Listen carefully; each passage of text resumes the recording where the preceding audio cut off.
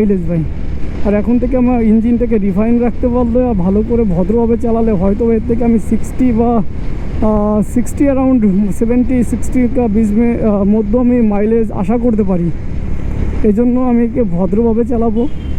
আর চালানোর অনেক টাইম আছে, প্রথম সার্ভিসের পরে গিয়ে আমি তোমাদেরকে স্পিড টেস্ট দেখাবো। ওবি পাহাড়ে গিয়ে ওটাকে আমি দেখানোর চেষ্টা করব।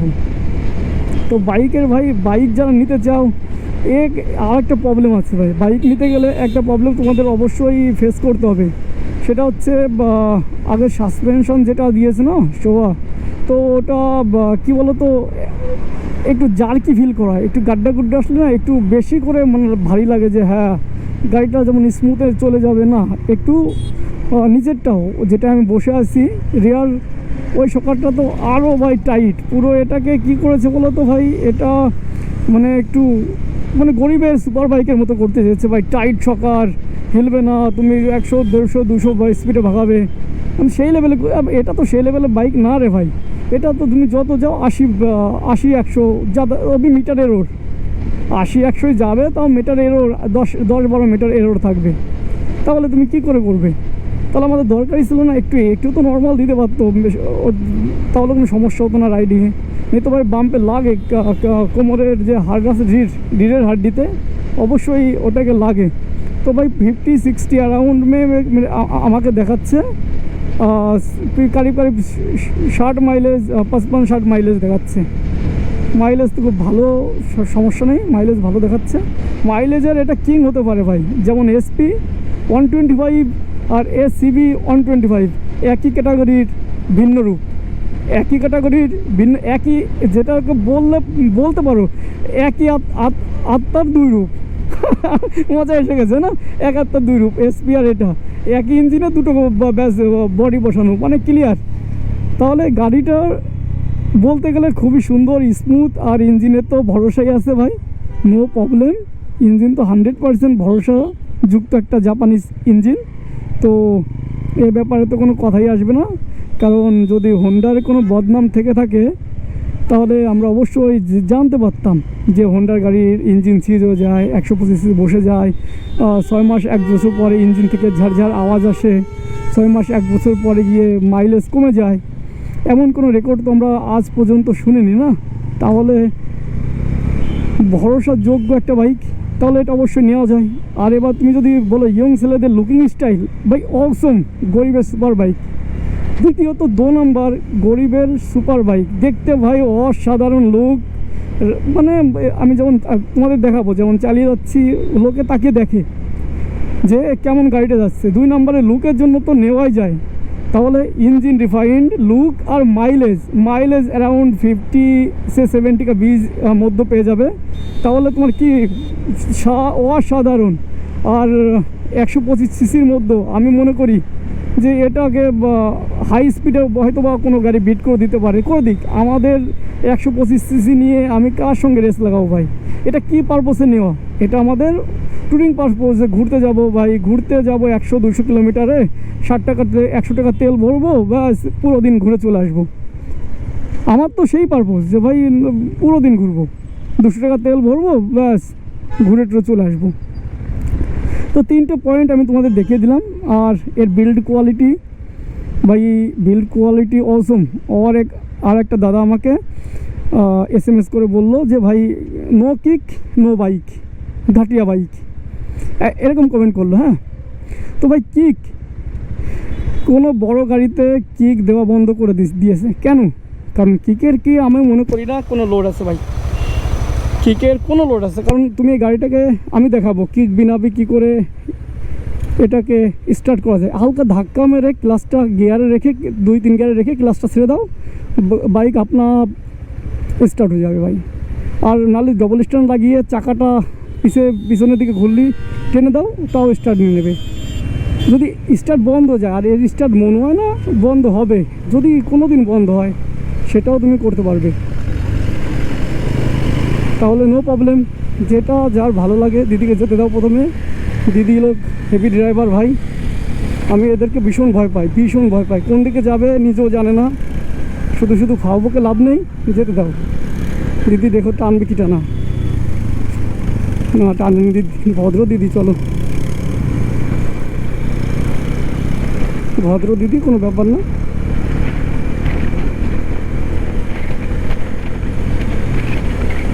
তো এ বাইক নেওয়ার জন্য 8টা-10টা কারণ তো বের তাহলে কিকের ভাই কোনো দরকার নেই। সাধারণত কিক যাদের পছন্দ তারা দুটো বাইক 125, আরও অপশান আছে তোমাদের জন্য, এক্সট্রিম 125 আর রাইডার 125, দুটোই তোমরা অবশ্যই ভালো বাইক।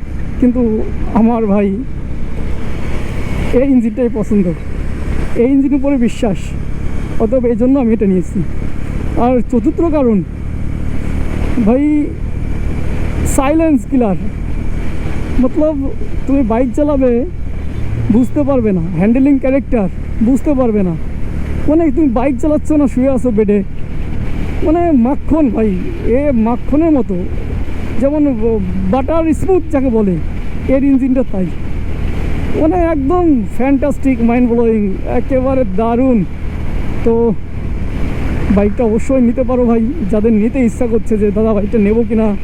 ভাই আমি তো বলতে পারি এখনও আমি বেশি দূর চালাইনি, এর কি ইঞ্জিনে ভাই বহুত পুরনো ইঞ্জিন, বহুত পুরনো ইঞ্জিন, অতএব নিতে পারো ভাই, চোখ বন্ধ করে নিতে পারো। আর ডবলিংয়ের পারপাস নিতে পারো, কিন্তু যদি যাদের কাছে বাচ্চা আছে তাদের এই স্প্লিট সিট ব্যাপারটা ঠিক জমবে না, তাদের ট্রাই করতে হবে নর্মাল সিট নেওয়ার জন্য। খালি ভাই ফ্যামিলি নিয়ে 3 বান্দা নিয়ে তুমি যদি চালাতে চাও তাহলে এই অপশানটা তোমার জন্য না, তোমার জন্য না। ব্রেক দেখো ভাই, ব্রেক থেমে গেছে না, কেমন থামলো বলো, সুন্দর থেমে গেছে না। ব্রেকটাও অসাধারণ ব্রেক, বাইক হিসাবে শানদার ব্রেক। আর ব্রেকটাও সামনে আর সামনেও ABS। ও তো যখন পার্টির সম্বন্ধে কথা বলবো তখন বলে দেবো ওখানে। এখন গাড়িটা বন্ধ করি, দেখো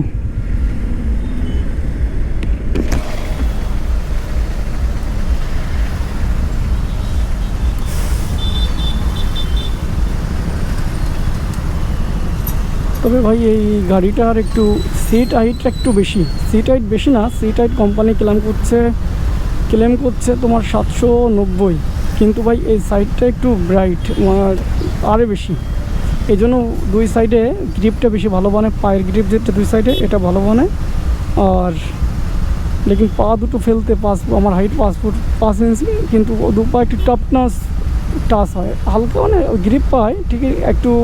আর এখানে তোমাদের সকারের যে অপশানটা কমানোর অপশান দিয়ে দিয়েছে, তুমি এটাকে চাইলে আরও 1 ইঞ্চি 2 ইঞ্চি কম করতে পারো ভাই। সকার অ্যাডজাস্টেবল আর ভালো কোয়ালিটি ভাই, একেবারে খারাপ না, দারুণ। অতএব তুমি শর্ট রাইডার হলেও এটাকে ট্রাই করতে পারো, নো প্রবলেম। বাদ বাকি এর কোনো প্রবলেম হলে সার্ভিসিং খরচা, মাইলেজ, স্পিড কত দিচ্ছে, এটা প্রপার ভিডিও আমি সামনে অবশ্যই দেবো। আর সামনে আমাকে দেখে রাখো, আর সাবস্ক্রাইব অবশ্যই করে দিও, আর লাইক শেয়ার করতে ভুলবে না ভাই। নিজেরাই যদি একটু সাপোর্ট না করো কী করে ভিডিও বানাবো। আর আমার ভিডিওতে তোমাদের কোনো ক্ষতি হচ্ছে না, না সুবিধাই পাবে। যে বাইকটা নেওয়ার জন্য কতগুলো কারণ চাই, না নেওয়ার জন্য কতগুলো কারণ চাই, আমি সেগুলো তোমাদের দেখাবো। আমাকে জিজ্ঞাসা করতে পারো যে কী প্রবলেম কী না, কিন্তু আমি নেওয়ার আগে কাকে জিজ্ঞাসা করেছি? কাউকে না ভাই, কারণ আমি নেওয়ার আগে একটু ভিডিওই বানাইনি। ও অনলাইনে একটু দেখালো যে ভাই এই আসছে, ব্যাস। তারপরে আর যখন আমি হাতে পাবো গাড়িটা, আমি হাতে চালাবো, তখনই না এর প্রপার আমি একে বুঝতে পারবো না। দূর থেকে হারা ভরা কাশবন অনেকই ঘন লাগে, কিন্তু কাছে গেলে ভাই সেটা কতটা ঘন সেটা কাছে গেলেই বুঝতে পারা যায়। অতএব আমি বুঝছি, তোমাদেরকে বোঝানোর চেষ্টা করছি, নো প্রবলেম।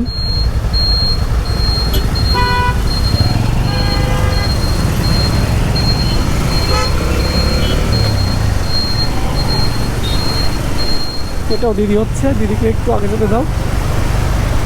ওটাও দিদি, এখানে বেশিরভাগ দিদি দাদারাই চলায়।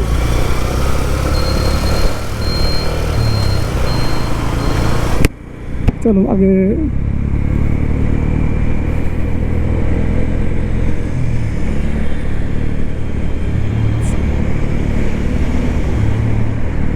আর বাইকটা আরেকটা ব্যাপার যেটা আমি বলবো, বাইকটা প্রচুর হালকা। তুমি চাইলে একে নাচিয়ে চালাতে পারো, এদিক ওদিক ঢুকাতে পারো ভাই। প্রচুর হালকা, দেখতে পাচ্ছ আমি বাইকটা হিলাচ্ছি পুরো, দেখেছো বাইকটা প্রচুর হালকা। 130 কেজি শায়দ, অ্যারাউন্ড 2-4 কেজি এরকমই হবে। মানে সবার 125 সিসির ভিতরে যে কটা বাইক আছে সব থেকে এই বাইকটা হালকা করেছে। আর কি চাই তোমার ভাই? ওয়েট রেশিও, বাইককে একটু সরাতে হবে, উঠাতে হবে, নামাতে হবে। যদি বলো যে বাড়ির মহিলারা, এটা তাও করতে পারবে। এতটা ইজি করে দিয়েছে, এতটা হাইট এবং ওয়েট রেশিওর উপর কাজ করেছে ভাই। হোন্ডা কোম্পানি, এটা আজকের কোম্পানি না, অনেক পুরনো। হোন্ডায় আমাকে কোনো টাকা দিইনি যে ওর জন্য আমি তোমার চাকুলতা করব বা চাটা যাকে বলে ওগুলো করব না। ভালো লাগার ব্যাপার, নিজের ভালো লাগার ব্যাপার, নিজের ভালোবাসার ব্যাপার, আমি সেই সম্বন্ধে কথা বলছি। কারণ এ কোম্পানি একটা বিশ্বাসযোগ্য কোম্পানি, কোনো প্রবলেম নেই, চলছে এত বছর ধরে, আরও চলবে হয়তো বা। তো দেখতে পাচ্ছ বাইক এক আঙুল দিয়ে আমি এটাকে করছি, 2 আঙুল দিয়ে। এর গিয়ারটাও ঠিক আছে, দেখো দেখো, দেখলে তো। কিন্তু একটা প্রবলেম আমি বুঝতে পারছি না, এর ABS লাইটটা বিলিং করছে, কেন করছে আমি জানি না। এবার 1000 কিলোমিটার চালাই, আর না হলে নাম্বার প্লেট যেদিন আসবে সেদিন আমি গিয়ে জিজ্ঞাসা করবো যে এটা বিলিং করে না আমারটাই প্রবলেমটা হচ্ছে, না সবারটাই এটা প্রবলেম। ভাই এরকমের ভাই 70+ মাইলেজ দেখাচ্ছে ভাই। 65 5 গিয়ারে 65, 65+ মাইলেজ দেখাচ্ছে ভাই। মাইলেজটা এমন কোয়ালিটি করেছে, যদি বা লেখা থাকতো সব থেকে ভালো হতো, কিন্তু লেখা নেই। এই যে 80, এখন 80 দেখাচ্ছে, একটা ঢালু রাস্তায় 80 দেখাচ্ছে। শানদার ভাই, মানে এখানে 80 অবধি মাইলেজ দিতে পারে, তার জন্য 80 kilometre per litre, 80 km per litre এখানে করে রেখেছে ভাই। দেখাচ্ছে আর মাইলেজ কতটা যাবে, 295 কিলোমিটার যাবে। দিন যাচ্ছে বাড়ছে, কেন বুঝি না। কালকে দেখলাম 80, এরকম হয় নাকি আবার? যা লজ্জা লাগে, এরকম হয় জানি না কি আছে। চালাই গাড়িটাকে পুরো ক কিলোমিটার চালালাম তাহলে বুঝে যাবে। আমার যাতে ডান দিকে একটু আমি কেটে গেলাম।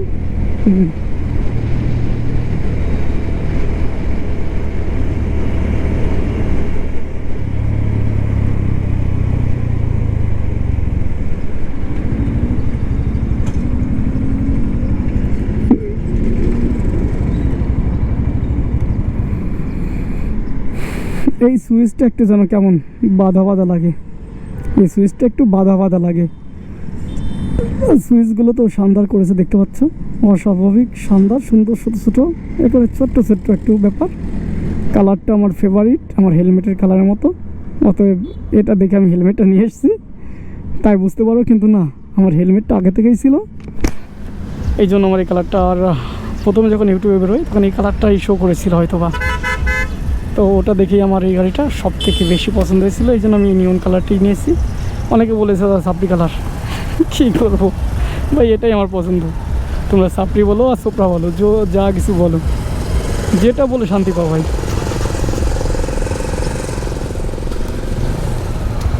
দেখো স্টার্ট করলাম, বুঝতে পারলে? বোঝা যায় না ভাই, সাইলেন্ট কিলার ভাই, সাইলেন্টে খতম করে দেবে। ওই দেখো একটা, এগুলো করে এখানে।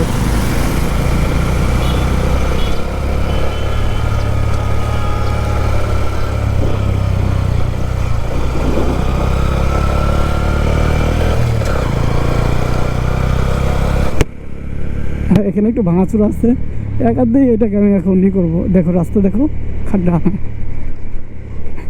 ওই ঠিক আছে, দিন যাচ্ছে, সকাল আরও স্মুথ হবে। ঝাঁকির মধ্যে ভাঙাচুরা রাস্তার মধ্যেও যখন চালাবো তখন এর ব্যাপার খুব আলাদাই থাকবে।